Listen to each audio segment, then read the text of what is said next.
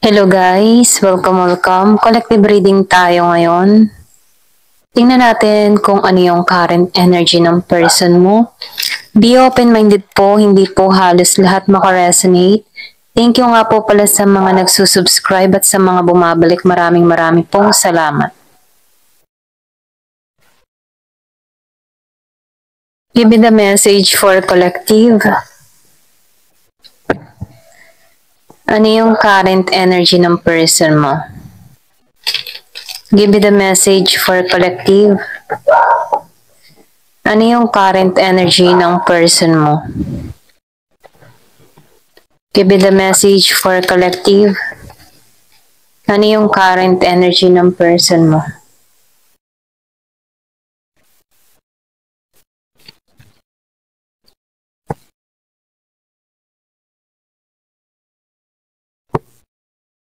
Give me the message for collective.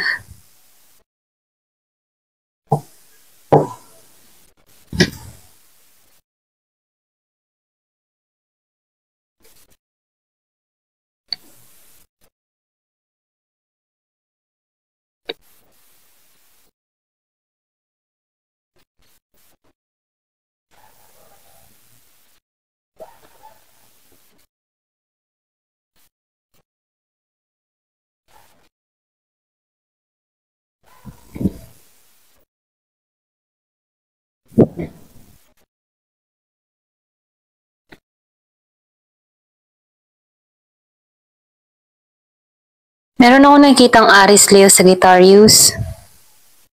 Merong Pisces. May Capricorn. Virgo, Capricorn, Taurus. May Sagittarius. Okay? Nakikitaan ko dito, meron ditong nag-away, okay? Ito lang nakikita kong eksena. May nag-away dahil sa pagsisinungaling ng tao niya, okay? May involved na pagsisinungaling kung bakit nagkaroon dito ng conflict, gulo. So, nakikitaan ko rin dito, meron siya ditong kadiling na may pagka-devil energy, okay? May toxic behavior. Meron siyang pag-uugali dito na hindi maganda, okay? Or pwede rin sabihin, likas sa kanya yung pagsisinungaling.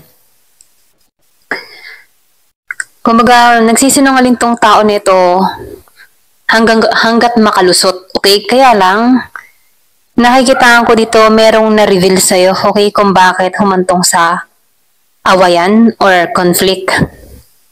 So, meron ako nakitang Scorpio. Malakas din yung Capricorn. So, nakikitaan ko rin dito, meron dito nagsabalutan. Kumaga, may nag-impake, may umalis, may nilisan, okay? Nabigat-bigat yung kanyang mga pangarap, okay? So, nakikitaan ko rin dito, yung iba sa inyo, meron ka ditong kadiling or pwede rin ikaw yun ng ibang bansa dito or umalis. Meron akong nakikitang distance kung bakit inalisan to. Yung bang tipo na inalisan niya tong tao nito dahil pagod na siya. Pagod na siya sa pagsisinungaling ng person niya, naumay na siya. So, nakikitaan ko dito, dinala ng tao nito yung bigat ng responsibilidad. Kahit ba meron siyang tao dito na kayang ibigay yung pangangailangan niya, mas pinili ng tao nito na umalis, okay? Kasi nahihirapan na siya. So, meron ako nakikita, pwedeng inalisan niya to dahil meron addiction, pwedeng mabisyo, or pwede rin merong pag-uugali na hindi sila magkasundo. Nakikita ko dito umalis to na mabigat yung kanyang dala-dala, yung responsibilidad niya, yung hinanakit niya. Pero sa akibat ng ganong pakaramdam, nakikitaan ko dito na dala-dala niya muli yung pangarap niya. Okay?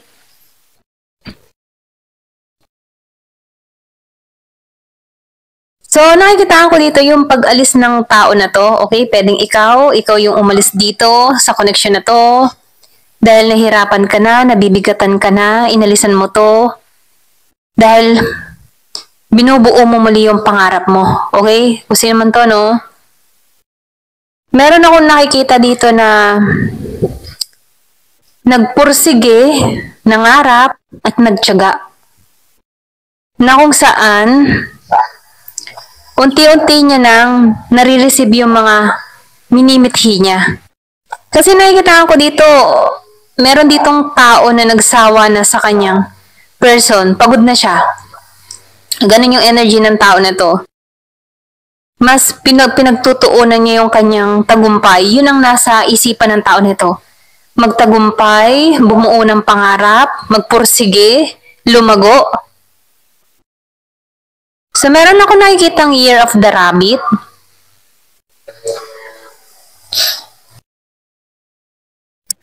Yan, pasensya na kung meron kayong nakikinig na may nagpuputo lang ng puno. Ayan. Meron din ako nakikitang Year of the Horse. Yung iba sa inyo, hindi ka na-stuck sa sitwasyon. Nakausad ka. Nahanapan mo ng balanse yung buhay mo. Hinahanap mo yung katatagan mo. Meron din ako nakikita dito na naunlad. Nagiging na siyang masaya dito.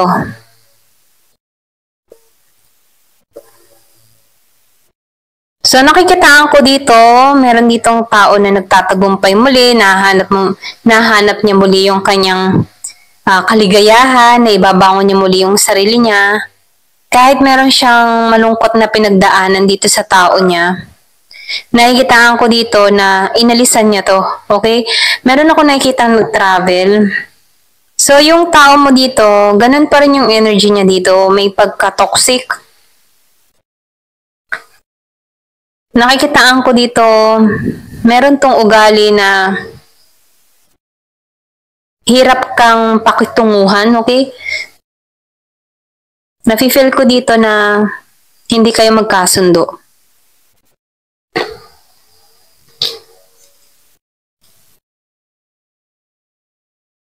Yung iba sa inyo, nagiging ng malinaw para sa iyo kung ano yung gusto mo, no? Meron ditong Gemini, Aquarius, and Libra. Yung bang tipo na unti-unti ka na nagkakaroon ng kaliwanagan, unti-unti ka na natatauhan, unti-unti nang nakakamit mo dito yung gusto mo. Meron ako nakikita dito na kahit natawag yung person niya, hindi niya sinasagot, hindi niya nire-replyan, okay? Malakas yung Libra. Meron din ako nakikitang Aquarius. Yung iba sa inyo nakatuon ka sa paglago, sa pangarap. More on pangarap yung nasa mindset mo. Yung goal mo, yung tagumpay mo, yung kaperahan mo. Yun yung nakatutok ka, okay? Ito lang nakikita ko sa'yo. Meron akong nakikita dito na magtatagumpay, especially kay Aquarius, and Libra. Nakikitaan ko dito na nagkaroon ng kaliwanagan itong tao nito dahil sa ginawa ng tao niya sa kanya dito. Okay? Kaya itong tao nito, mas nagtutuon siya sa kanyang pag-unlad. Kahit merong nagmimensahe sa kanya, nakikitaan ko dito hindi niya to pinapatulan or hindi niya to pinapansin. Kasi yung tao niya dito, very toxic or pwedeng sabihin na sarado ang kaisipan, hindi maintindihan kung ano yung gusto niyang iparating sa tao nito. Kahit maganda ba yung gusto niyang iparating dun sa tao niya, minamasama ng person niya. Ito lang nakikita ko, kaya hindi sila magkasundo dito. Pwede rin sabihin minamasama yung sinasabi niya dahil hindi nito tanggap na nakakausad ka. Hindi nito tanggap na mas lumalago ka kaysa sa kanya.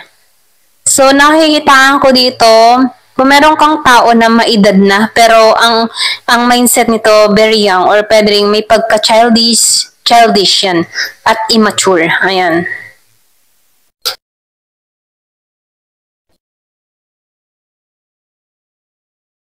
So, nakikitaan ko dito, malakas yung Year of the Dog. Nakikitaan ko dito, ayaw mong sumugal or ayaw mong pagtuunan ng pansin tong tao mo kasi nalugi ka na dito, okay? Or pwede rin sabihin na naubos na yung kaperahan mo sa tao na to, hindi ka lumago, hindi ka umunlad. Kaya medyo nagtatago ka or yung ba tipo na nag-iimpo ka para sa sarili mo. Meron kang mga savings para sa sarili mo. Ito lang nakikita ko, malakas yung Taurus. Kasi naranasan mo dito na ibinigay mo na ang lahat dun sa tao mo pero hindi ka lumago, hindi umunlad yung kayong dalawa, maging sa inyong financial, ano. Hindi naging maganda yung tandem nyo. Kaya ikaw ngayon, nakikitaan ko dito, mas pina-priority mo yung kaperahan mo ngayon, okay? Nakikitaan ko dito meron kang sariling kita, independent ka, kaya mo yung sarili mo, kaya mong lumago na mag-isa kahit wala tong tao na to. Kasi nakikitaan ko dito, ayaw mong sumugal sa tao mo kasi naranasan mo na dito yung ganong sitwasyon before. Kaya ayaw mong ilagay yung sarili mo sa ganong katayuan muli dito, okay? So, ito nga, no, kasi nakikitaan ko dito, nung nagsasama pa kayo ng tao nito, okay, masaya kayo, pero ang bigat ng kalooban mo. Alam mo yung ganon? Sabihin natin na masaya ka, kasama mo siya, pero hindi nawawala sa iyo yung mga alalahanin, okay? Maraming problema kang hinaharap dito nung nagsasama pa kayo ng tao nito, or pwede ring sabihin na naiisip mo dito sa tao nito na pahirap lang sa buhay mo, okay? So, meron akong nakikitang Gemini. Nafe-feel ko din dito, no? Bumuo ka ng pag-asa or bumuo ka ng pangarap sa tao na to. Pero nakikitaan ko dito, nung nagsasama kayo, super stress ka dito. Madalas hindi ka makatulog kahit nagkakasama kayo. Maybe kaya hindi ka makatulog dito dahil may mga problema tong tao mo na ikaw yung sumasalo. Okay?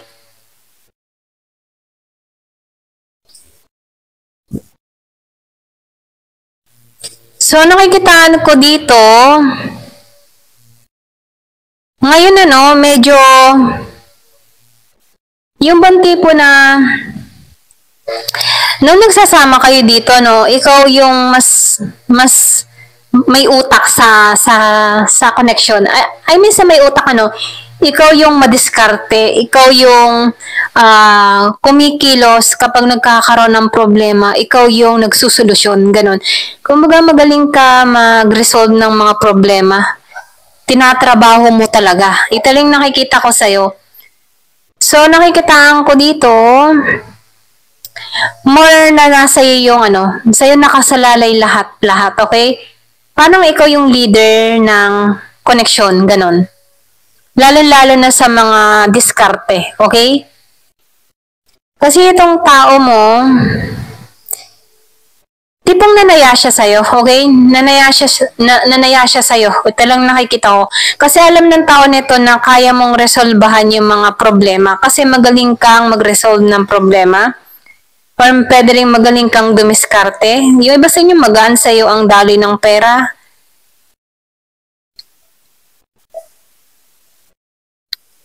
So, nakikita ko dito yung Year of the Horse. Merong Gemini, Aquarius, and Libra. Merong Virgo, Capricorn, Taurus. So, meron din dito Scorpio, Cancer, and Pisces. Ayan.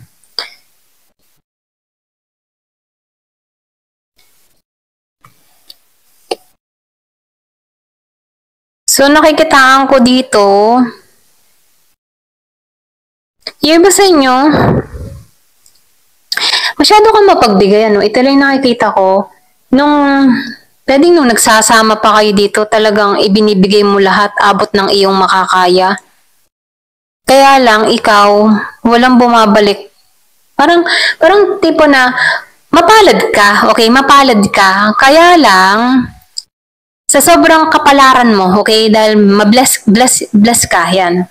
So, bless ka, Sa sobrang bless mo, isinishare mo yung bless mo sa tao na to. Kaya lang, ikaw, nagbigay dito, hindi siya nag-give sa'yo. Ganon. Okay? So, nakikitaan ko dito, nagbigay sa tao nito, open ka sa kanya dito, hindi ka grounded sa tao na to, nung nagsasama pa kayo, ikaw yung umuunawa palagi ng sitwasyon, at yung tao mo, nagiging mapalad para sa'yo. Okay? Kaya lang ikaw, hindi ka nagiging mapalad sa tao mo, kasi hindi niya sinusuklian yung mga ibinibigay mo. Ganon. Ito lang yung nakikita ko sa'yo. Merong Year of the Snake. Merong Aries, Leo, Sagittarius. Give me the message. So, ano yung situation niya ng tao mo ngayon? Ano yung situation niya?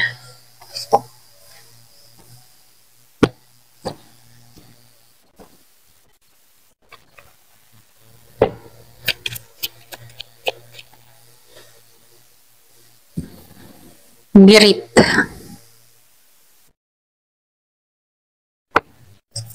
Nabibigatan. Meron tong mga problema ngayon, okay?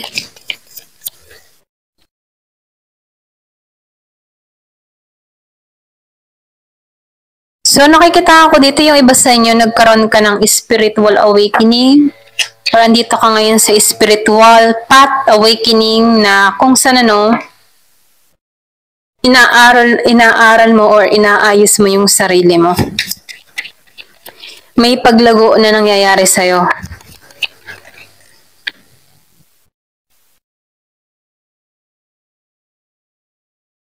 So, nakikita ko din dito, yung iba sa inyo, merong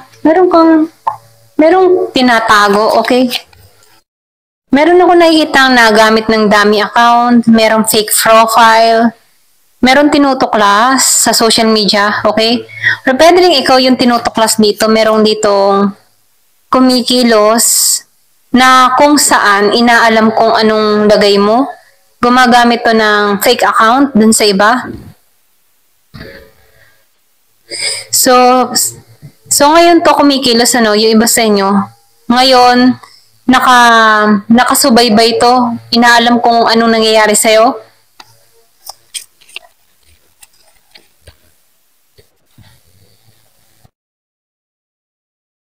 So, nakikita ko dito, kaya ka inaalam ng tao nito, inaalam kung saang lugar ka ngayon nakatira, okay?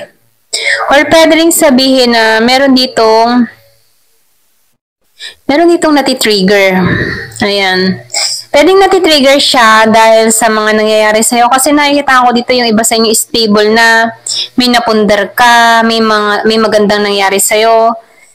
Or pwede rin nakabili ka ng sasakyan, kaya meron ditong nakatingin, nakasubaybay, merong fake profile, merong tinatago, lumalago ka. Okay, yung iba sa inyo, ito lang nakikita ko, pwedeng may napundar ka. Or meron kang nabili sasakyan, or meron kang nabiling lupa, bahay. Kaya meron ditong nakatingin, nakasubaybay, merong inaalam, ganyan. Ito lang nakikita ko, may nag-stalk sa'yo. Ayan. Kasi nabibigatan na to, tao na to. Ayan, ito lang nakikita ko. Thank you for watching. Love and peace.